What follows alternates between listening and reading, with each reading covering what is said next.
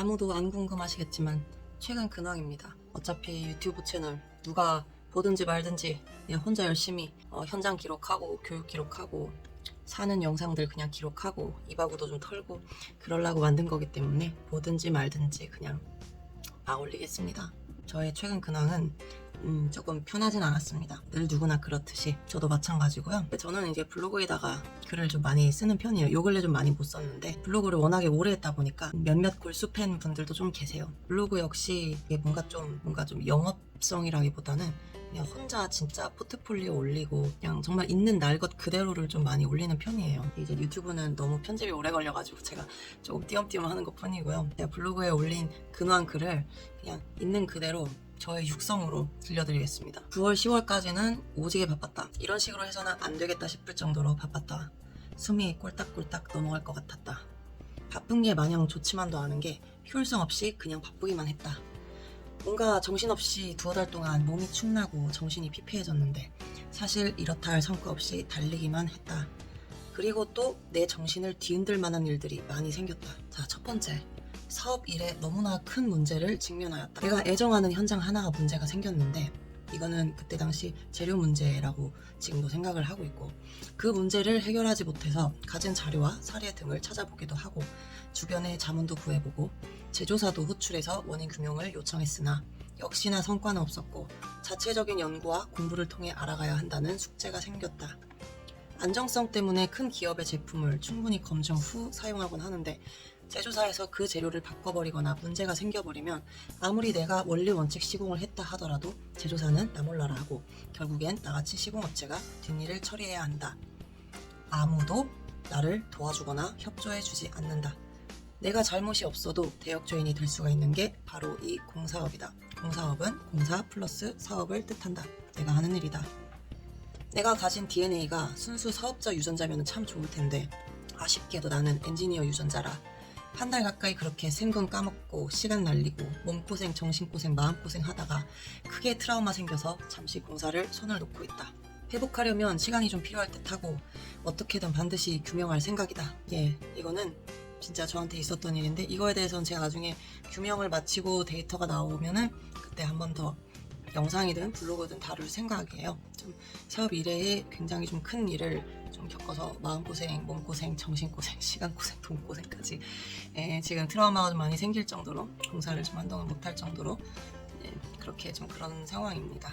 저도 어쨌든 정말 최대한 많이 공부를 하고 원리 원칙 시공을 지키면서 하고는 있는데 그럼에도 불구하고 내가 재료를 만든 건 아니잖아요. 이게 설비 쪽도 배관 쪽도 그렇고 그리고 방수 쪽도 그렇고 방수제, 건자재, 그리고 배관자재 모두 다 충분히 검증이 되고 그리고 메이저 제조사의 제품을 충분히 원칙을 지키면서 시공을 하더라도 이게 만약에 정말 중간에 뭔가 일이 딱 얘네들이 재료를 바꿔버리거나 재료를 바꿨다고는 절대로 말 안 하죠. 이거는 사실은 당한 분들만 아는 거죠. 그래버리면은 사실은 모든 이 피해는 어쨌든 소비자뿐만 아니라 저같이 이제 시공업체들이 지게 될 수도 있다는 거. 그렇습니다. 이 공사업이 참 솔직히 이때 당시에는 못할 짓이다라는 생각이 들더라고요. 이번뿐만 아니라 저는 2년 전에도 비슷한 일이 좀 있었습니다. 누군가 단 한 명이라도 이 영상을 보실 테니 저는 그 브랜드 이름은 절대로 말을 할 수가 없습니다. 말을 할 수가 없는데 이번에 사용한 건자재도 마찬가지고 그리고 2년 전에 제가 저는 진짜 약과였고 저보다 더 심하게 당한 업체도 있었어요. 제 제조사가 기존 모델과 같은 모델인데 그거를 갖다가 바꿔버렸는데 문제가 생겼다는 거를 저는 그나마 작은 보수 현장이었기에 망정이지 저 말고도 그 바뀐 재료를 갖다가 좀 큰 현장에다가 좀 사용을 함으로써 좀 크게 당한 업체도 있었습니다. 저는 아무것도 아니었어요. 그래서 그때도 저도 역시 그 제조사에 좀 트라우마가 생겨서 그 제조사는 제가 안 쓰게 되더라고요. 물론 지금은 당연히 바뀌었겠지만 그렇게 되더라고요 이게. 그래서 참 이거를 갖다가 어쨌든 일개 시공업체가 이러한 문제를 규명을 해야 되고 그리고 싸워야 한다는 일이 참 씁쓸합니다. 어쨌든 별일이 다 있어요. 나중에 따로 다루겠습니다. 말이 또 길어지니까. 자, 그리고 첫 번째는 그렇고 자, 두 번째 나의 정신을 뒤흔들 만한 일들 중 하나죠. 두 번째는 뭐냐면 사람에 대한 마음을 내려놓다. 아무리 뼛속부터 엔지니어 피를 가졌다지만 그래도 크든 작든 사업은 사업이다. 누구나 사업 3, 4년 차쯤에는 경험하고 느낀다는 그것. 사람에 대한 기대치와 마음을 내려놓는 데 고생 좀 했다. 사실 여전히 본능적으로 스멀스멀 피어오를 때가 있지만 연애 결혼도 마찬가지이듯이 순전히 상대방의 그릇 자체를 인정해야 하고 상대방이 원하지도 않는데 내가 상대방의 그릇을 키우거나 색깔을 바꾸려 해서도 안 된다. 사고만 안 치면 고마운 거다. 일전에는 세상에 나 같은 인간은 분명히 어디인가 한 명쯤 있을 거야 라고 나름의 기대를 가지고 살아왔지만 이 지구상에는 절대로 나 같은 인간은 나밖에 없다는 걸 인정을 하고 마음을 내려놓으니 한결 편해졌다. 물론 이 과정이 쉽지만은 않았다. 이 사업이라는 거 하면 할수록 정말 외롭고 쓰리고 고독하다. 네. 저는 기술 인생을 2009년서부터 시작을 했습니다.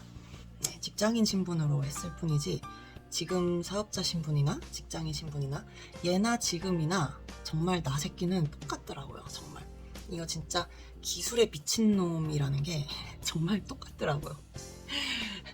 그리고 그 열정이 그 한계를 넘는 그 힘이 저는 이게 나이가 들수록 좀 줄어들지 않을까 했는데 아니면 솔직히 좀 줄어들거나 변하는 거를 사실은 그때 당시에 많이 두려워했었었는데 안 변하더라고요. 유전자가 워낙에 이게 좀 피가 좀 짙어가지고 이게 DNA가 그래가지고 이게 안 바뀌는구나. 이번에 좀 많이 깨달았습니다. 20대 때에 내가 걱정했던 30대의 나. 네, 그리고 30대, 20대 때든 30대 때든 걱정했던 30대 중후반의 나.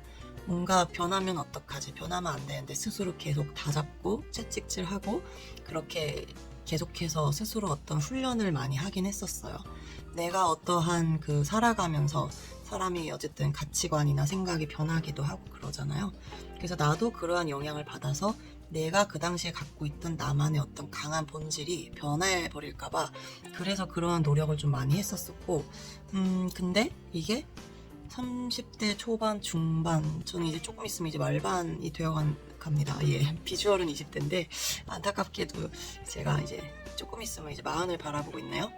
근데 이게 솔직히 심해지면 더 심해졌지. 다만 지금 저는 공사 기술자이자 그리고 사업을 하기 때문에 사업 운영에 있어서 많은 그 시간과 에너지를 투자를 해야 되기 때문에 왜냐면 운영을 해야 되니까 어찌됐든 운영을 해야 되기 때문에 거기에 따른 시간과 에너지 투자를 많이 하는지라 못할 뿐이지 지금도 어떤 마음속 간절함은 여전히 기술자 DNA 그리고 정말 그 집요함, 집착 그리고 원초적인 거를 보고 내면적인 거를 보고 분석하는 그런 아주 미친 이상한 능력이 지금도 마음속에 늘 살아있더라고요. 그리고 그러한 행위, 그러한 연구활동이나 공부나 또는 어떠한 분석을 할 때나 알아갈 때 그때가 지금도 제일 행복합니다. 안 변하더라고요. 사람마다 다르겠죠. 그래서 저는 저 같은 인간이 분명히 있지 않을까 그런 사람과 같이 함께 성장한다면 너무 행복할 것 같다라는 생각을 늘 꿈에 안고 있었습니다. 이게 말이 좀 이상하네. 꿈에 안고 있었다? 품에 안고 있었습니다. 근데 그런 사람이 없다라는 거를 아직 안 나타났을 수는 있겠지만 그냥 거기에 대한 기대치를 제가 스스로 내려놓으니까 조금 제가 사람한테 많이 바라는 이런 것들이 기대치나 아니면 이런 나쁘게 말하면 아니면 좀 다르게 얘기하면 과욕일 수 있겠죠. 그런 것들이 좀 많이 내려가더라고요.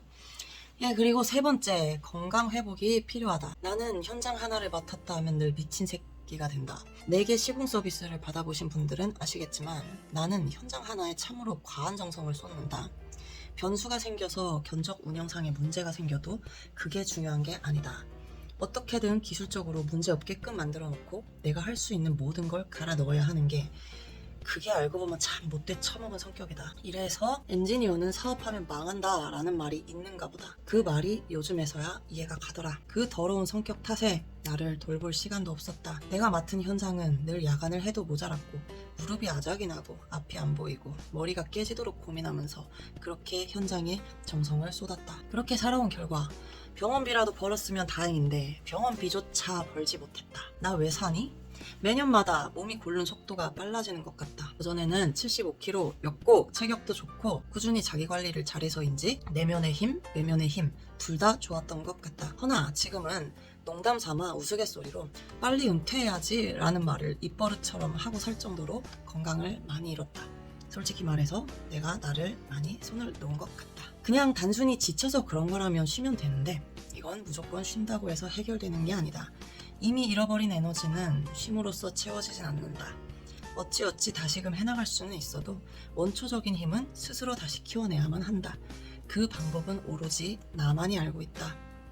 세상을 바꾸려고 세상 속으로 내던져진 순자기업이 그 순자기업을 움직이는 원초적 기둥이 무너져 버렸다. 너무 걱정 마세요. 기둥이 무너졌으면 다시 세우면 되지. 사업이란 그런 거 죽도록 피눈물 날 정도로 고통의 과정을 수없이 반복하면서 다시 또 실패하고 도전하고를 반복하면서 그렇게 무한히 성장하고 그 힘으로 결국에는 가치 창출을 하는 것. 힘내자 순자기업아.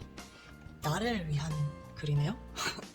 나를 위한 글인가? 그냥 아무 생각 없이 블로그에다가 요즘에 제가 너무 글도 뜸하고 사실 뭐 유튜브는 이미 거의 방치 상태잖아요. 근데 가끔 블로그는 그래도 하거든요. 머리가 왜 이렇게 산발이 됐을까요? 감은 지 얼마 안 돼서 그런가?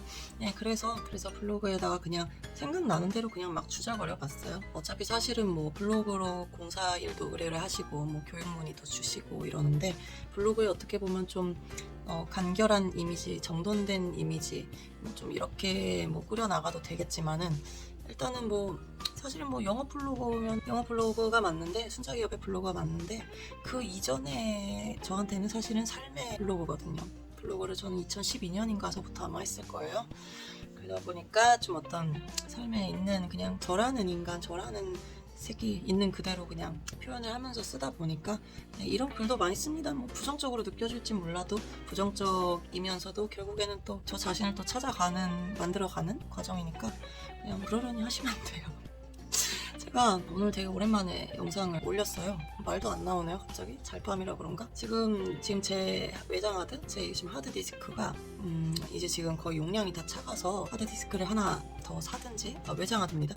하나 더 사든지 아니면은 빨리 영상 메모리를 많이 차지하는 영상들을 빨리 방출을 좀 해야 됩니다. 고로 편집은 진짜 개떡같이 하더라도 그냥 되는 대로 그냥 막 올리려고 합니다. 그냥 뭐 순자기업의 뭐 세상 씨부리는 이야기 정도로 봐주시면 감사하겠습니다. 나중에 또 이게 좀 영상으로 뭔가 좀 할 얘기도 많고 현장 이야기나 교육 이야기도 많이 하고 싶고 그런데 이게 참 제가 이게 컴퓨터가 잘 안 되다 보니까 그냥 되는 대로 그냥 막 개떡같이 해보겠습니다. 하다 보면 언젠간 누군가 한 명이라도 진심을 알고 생각이 전환이 되고 그리고 뭔가 좋은 선한 영향력을 또 받아가실 수 있는 뭐 좋은 기회가 또 생기겠죠. 입하고 그만 털고 자러 가겠습니다. 바이.